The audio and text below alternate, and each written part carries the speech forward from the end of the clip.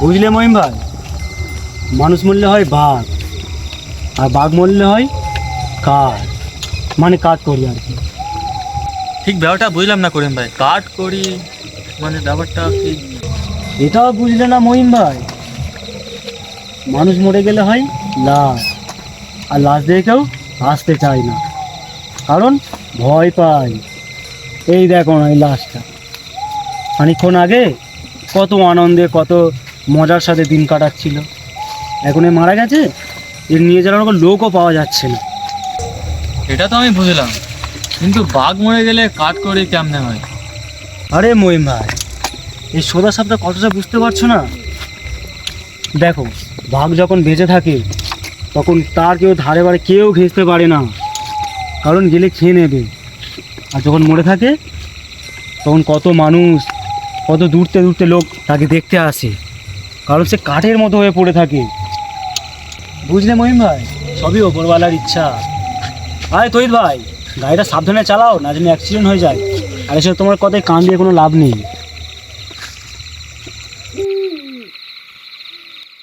ইনি হলো করিম মিয়া, পেশা একজন লাশ বহনকারী।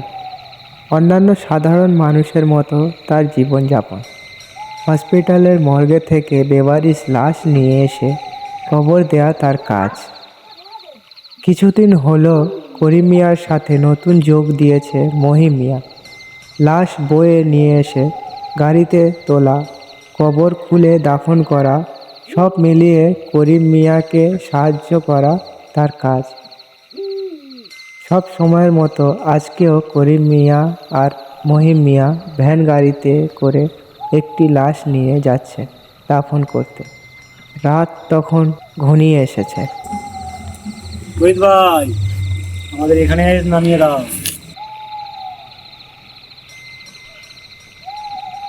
মহিম, ভালো করে ধর, দেখিস পড়ে না যায়।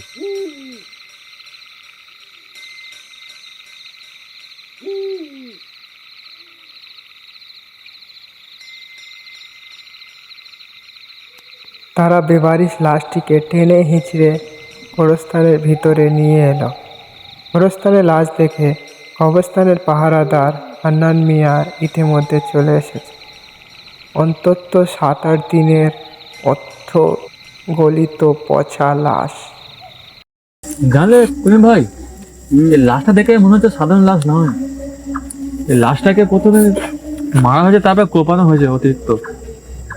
আর তোমার কি বলবো মহিম ভাই, আমরা যত রকম লাশ দাফন করি সব এই রকম কাটাকুটি দাগ দুগ। হ্যাঁ মহিম ভাই, করিম ভাই যা বলেছে ঠিকই বলেছে। আজ পর্যন্ত যত লাশ দাফন করেছি সবই এরকম, কারোর গলা কাটা, কারোর পেটের মধ্যে ছুরি গাঁথা, আবার কারো কারো হাত পা শরীর থেকে আলাদা করা থাকে। এত পচা লাশ, আর তারপর গায়ে এরকম কোপানো কোপানো দাগ, আর আবার আমার দিকে রহস্যভাবে তাকিয়ে আছে, মনে হচ্ছে ও কিছু বলতে চাচ্ছে। দেশটা দেখে ঠিক আমার সুবিধার মনে হচ্ছে না। হান্নান মিয়া, তুমি কবর খুলতে লেগে যাও। হান্নান মিয়া কবর খুলতে শুরু করলেন। মহিম নানান কাজে হান্নান মিয়ার সাহায্য করতে লাগলেন কবর খোলায়। করিমউদ্দিন একটু আড়ালে এসে পকেট থেকে একটি দেশলাই আর একটি বিড়ি বার করলেন। চারপাশে ঝোপঝাপের কারণে কিছু দেখা যায় না। এবার করিমউদ্দিন দেশলাই থেকে একটি কাঠি বার করে চালাতে দেশলাইয়ের আলোতে দেখলো লাশটা কেমন বড় বড় চোখ বার করে স্থির দৃষ্টিতে তার দিকে তাকিয়ে আছে।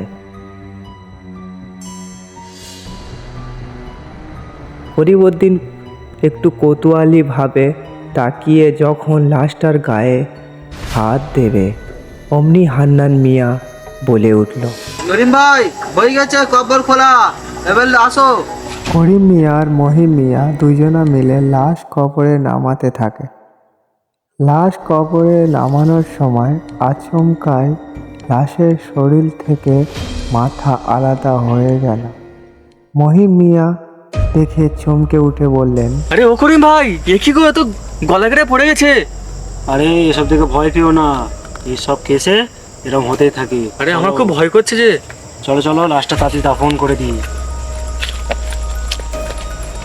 তাড়াতাড়ি করে লাশটিকে দাফন করে করিম মিয়া মহিম মিয়া আর হান্নান মিয়াকে বলল, তাড়াতাড়ি বাড়ি ফিরে যেতে। এটুকুই বলে করিম মিয়াও নিজের বাড়ি ফিরে এলো। বেশ ক্লান্ত শরীর, ঘুম ঘুম চোখ নিয়ে আর যেন তাকাতেই পারছে না। এমন সময়ে মৃত কণ্ঠে কে যেন তাকে ডেকে উঠল। করিম ভাই, করিম ভাই। হঠাৎ তার ঘুম ভেঙে যেতে জানলার দিকে দেখে বলল, কে কে কে কে ওখানে? আওয়াজ দিয়ে কাউকে না দেখতে পেয়ে তার মনে কেমন যেন একটা হয়ে উঠল। তাইতে বাইরে গিয়ে সে দেখল কেউ যেন তার সামনে হেঁটে হেঁটে যাচ্ছে আর তাকে ডেকে নিয়ে যাচ্ছে। করিম ভাই, তুমি আরেকটু এসো, তোমার সাথে আমার খুব দরকার আছে। কে তুমি বলো বলছি, কে? করিম কে তুমি? ভাই, আরেকটু তুমি এসো। অভয়টা তাকে ডাকতে থাকলো। করিম মিয়া তার পিছনে যেতে থাকলো। হঠাৎ করে কিছু দূর যাওয়ার পরে অভয়টি সেই কবরস্থানে কবরে গিয়ে মিলিয়ে গেল। ভয় পেয়ে করিম মিয়া বলে উঠল, কি ব্যাপার, কোথায় গেল? এখানেই ছিল, হঠাৎ কি করে মিলিয়ে গেল? আর কবরস্থানের গেটে তো তালা দেওয়া আছে। যে ঠিক আমার সুবিধার মনে হচ্ছে না। থাক, আমি চলে যাই।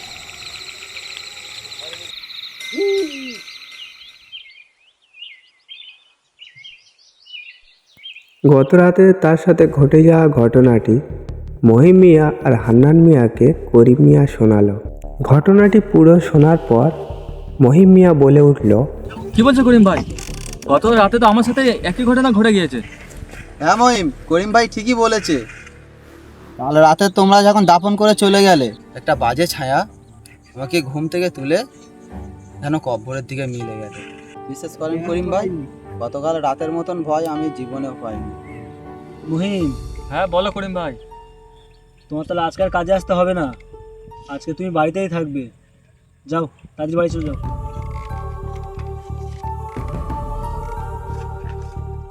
হানান ভাই, তুমি তাহলে এখানে থাকো, আমি ভিতরে গিয়ে কবরটা দেখে আসি। হান্নান মিয়াকে বসিয়ে রেখে করিম মিয়া ঘরের দিকে রওনা দিল। দিন গড়িয়ে বিকেল হয়ে গেল। বাড়ি ফিরে করিম তখন গত রাতে ঘটে যাওয়া ঘটনাটি ভাবছিল, এটি কিভাবে হতে পারে। তারা তিনজন একই স্বপ্ন দেখল। ভাবতে ভাবতে তার চোখে ঘুম চলে এলো। হঠাৎ করে আত্মচিৎকারে কেউ যেন তার জানলার পিছনে কান্না করছে।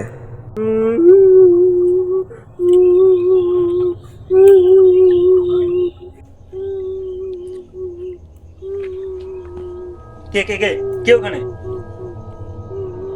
যখন সে কান্নার আওয়াজটি শুনল, কোনো কিছু তক্ষা না করে সঙ্গে সঙ্গে বাড়ির বাইরে বার হলো। বাইরে বার হয়ে যে জিনিসটা দেখলো, সেটি দেখে তার গায়ের পশম খাড়া দিয়ে উঠল। এ কি, লাশটা এখন এখানে পড়ে আছে? সবে তো দাফন করে দিয়ে এলাম। যাই হোক করে লাশটা আজকে রাতের মধ্যে দাফন করে দিয়ে আসতে হবে আবার। লাশটিকে দেখে অবাক হয়ে সে বলল, একে তাড়াতাড়ি কবর দিতে হবে। কারণ সে জানতো যে এই লাশটি কোনো সাধারণ লাশ নয়।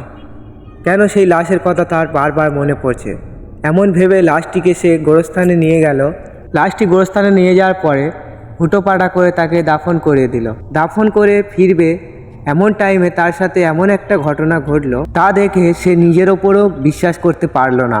সে পিছন ফিরতে কবর থেকে যেন সেই লাশটি তাকে বলল, করিম ভাই, দাফন তো করে দিলে, জানাজার তো পড়ালে না।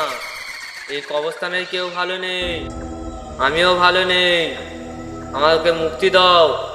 করিম ভাই, আমাকে জানাজারটা পড়িয়ে মুক্তি দাও। বলতে বলতে অভয়টি কোনো এক অন্ধকারে মিলিয়ে গেল।